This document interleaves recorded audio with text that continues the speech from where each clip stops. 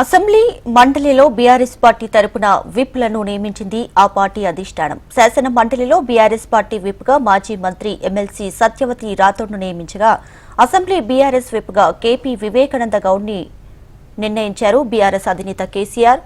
BRS అధినేత నిర్ణయాన్ని కేటీఆర్ ఆధ్వర్యంలో స్పీకర్కు తెలియజేశారు ఆ పార్టీ ఎమ్మెల్యేలు, ఎమ్మెల్సీలు.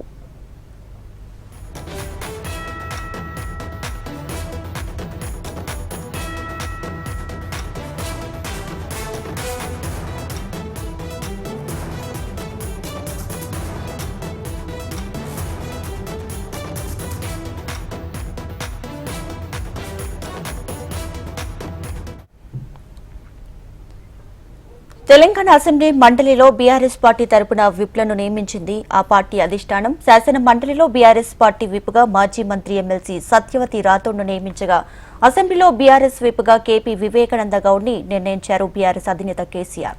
బీఆర్ఎస్ అధినేత నిర్ణయాన్ని కేటీఆర్ ఆధ్వర్యంలో స్పీకర్కు తెలియజేశారు ఆ పార్టీ ఎమ్మెల్యేలు, ఎమ్మెల్సీలు.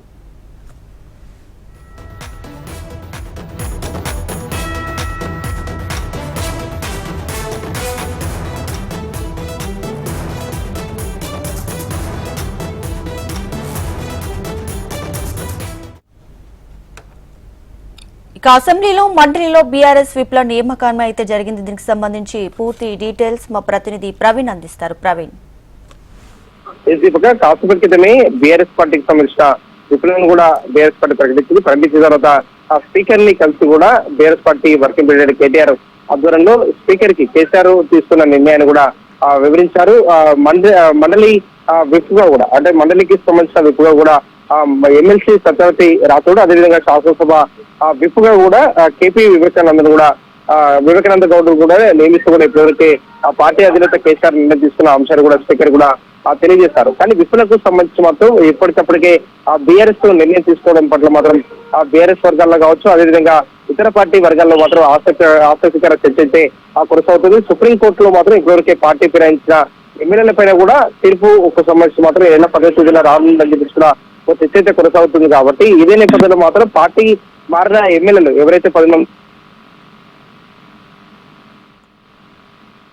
ఇందులో భాగంగానే విప్పులకు ప్రకటిస్తే మాత్రం విప్ జారీ చేసిన తర్వాత మాత్రం వారు ఏ పార్టీలో ఉండాల్సి ఉంటుంది. కాబట్టి అందులో ఆ బీఆర్ఎస్ పార్టీ నిర్ణయం తీసుకుందనే దానిపైన కూడా ఇప్పటివరకే తెలుస్తుంది. ఏదైతే విప్పులకు సంబంధించిన మాత్రం విప్ జారీ చేసిన తర్వాత మాత్రం వారు అంటే బీఆర్ఎస్ పార్టీ నుంచి పార్టీ బీమా చేసుకుని గెలిచిన తర్వాత మాత్రం కాంగ్రెస్ పార్టీకి వెళ్ళారు. కాంగ్రెస్ పార్టీ కండువా కప్పుకోలేదు. మేము